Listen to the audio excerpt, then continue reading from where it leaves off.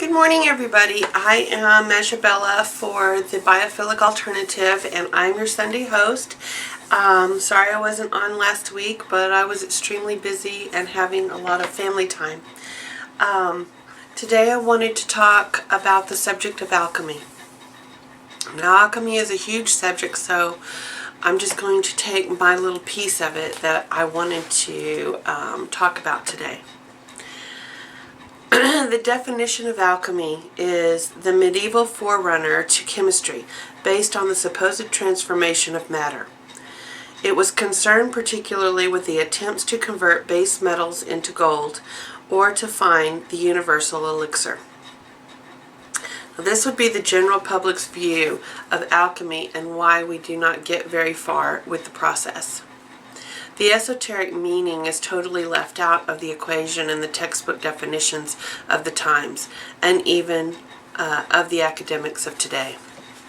Yes, there is no doubt that chemistry of today has done some amazing things, and some equally disturbing things. But that is not the area in which I wish to explore in alchemy or magic dabblings today.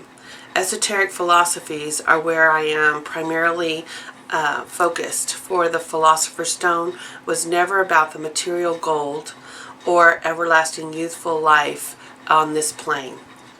As above, as below has been the mantra of the sorcerer, magician, and the alchemist since the beginnings of its origins. The base metal has always represented you as the individual born and unmolded, born into this world unmolded and unpurified. The Philosopher's Stone is the transformation of you with all its impurities and useless bits transformed into the masterful soul of pure gold.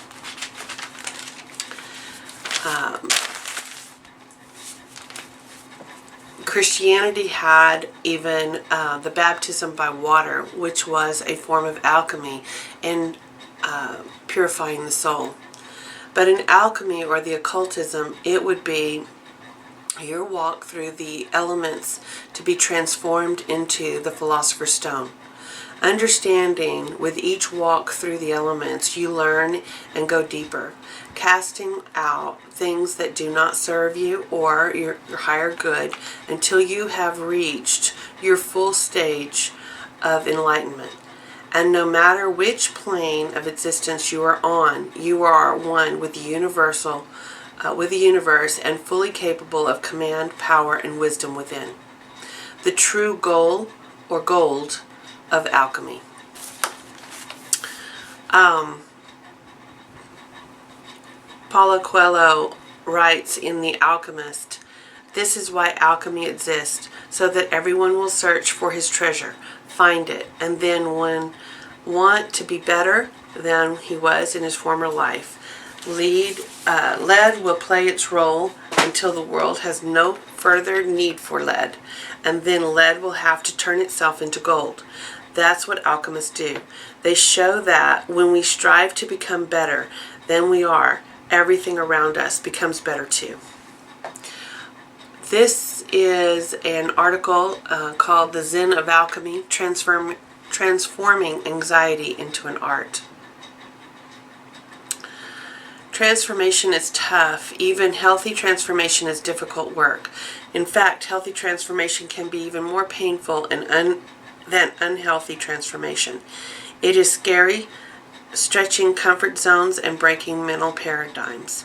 It's uncomfortable thinking outside of traditional and parochial boxes, especially when those boxes are all we've ever thought inside of. Creating art is one of the ways we have to smooth the transition of transformation, and art can make the process an exciting adventure. But in order to see, feel, understand how powerful art can be, we first need to get to a place of peace and calm. So it is that the first art in the Zen of Alchemy is the transformation of anger into humor. Like Deepak Chopra said, the secrets of alchemy exist to transform mortals from a state of suffering and ignorance to a state of enlightenment and bliss. Transforming anger into humor. Anger is an acid that can do more harm to the vessel in which it is stored than anything it is poured. Mark Twain. Anger is indeed an acid, but through the art of emotional alchemy, it can also be a fuel that can help us to outline healthy boundaries and to express our essential truth, passion, purpose, and even bring forth its necessary healing strength into the world. A sense of humor. But in order to be able to transform acid into fuel, we must resolve the dilemma of the ego, which requires resolving the dilemma of either remaining a victim or becoming a hero. No easy task, this, but art isn't supposed to be easy, neither is transformation. Like Seth Godin said, making art hurts, but it's better than the alternative. We read a lot about the soul authentication and ego denunciation, but starving the ego and feeding the soul and this is an extremely important process. But at a certain stage of spiritual development, it is highly necessary to have a robust ego, and that can act as an independent force or of interdependence in an otherwise codependent world. This is the individuated ego, the resolute self, the creative force of personal character, the aspect of the self that shows the interdependent world its own soul signature. Daring to show the world our unique soul signature takes tremendous courage and the nerve to starve the victim and feed the hero in order to discover high humor. Victim is to anger as hero is to humor. When we resolved the issue of ego, the individuate, and realigned the soul. Heroes always function from a place of soul. The difference between a hero and a villain is that the hero's platform tends to be soul-centric, whereas the villain's platform tends to be egocentric. Heroes still use the ego, mind you. They just happen to use it as a tool to leverage humor, thereby gaining power. Villains tend to be used by their ego, becoming a tool to power, which leverages separation, independence, and codependence through anger energy. It probably goes without saying that we all rather be heroes than victims or villains, and that we'd all rather be courageous than cowardly.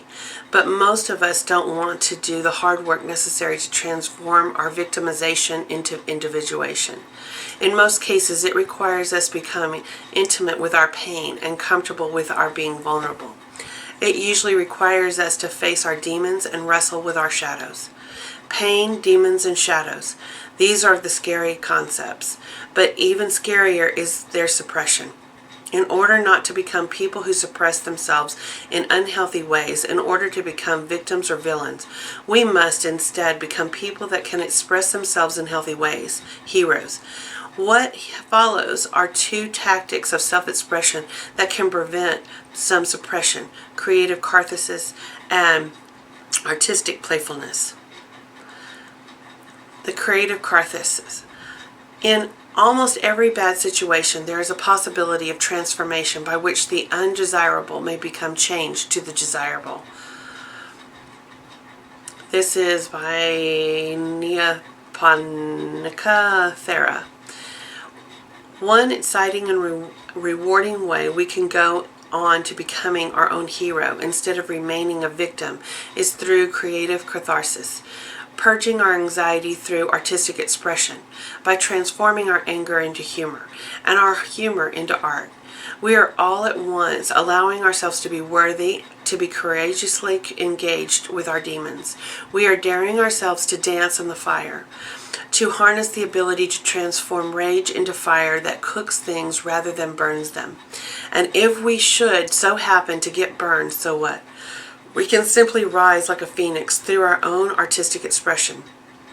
Like Lawrence Ferlinghetti said, if you would be a poet, create works capable of answering the challenges of apocalyptic times. By channeling our anger and anxieties into creativity, we launch ourselves into heightened states of awareness, where our art is free to substantiate the world. What is the real origin of my anger, wrote Jean-Yves Le Pen. It is the ego defending its territory, or it is something that has its source in the desire for the well-being of all. Life isn't just about enduring and going through it. It's about the ability to affirm life's despite and even in spite of the worst that we can be dished out. It's about coming back to what one has as their bedrock, their own unique capacity to be creative. From this place, one can transcend any amount of pain, anger, or hate, and even transform it into the gift for others.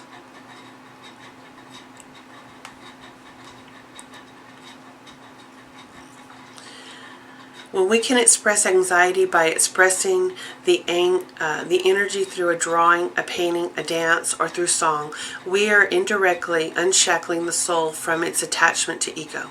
We are liberating ourselves by transforming that which stresses us into the sharpening stone that sharpens us into a finer instrument, an instrument capable of soulful expression, like the Latin poet Quintilius said, Factic in Gonito verse. Oh, I can't even see the words.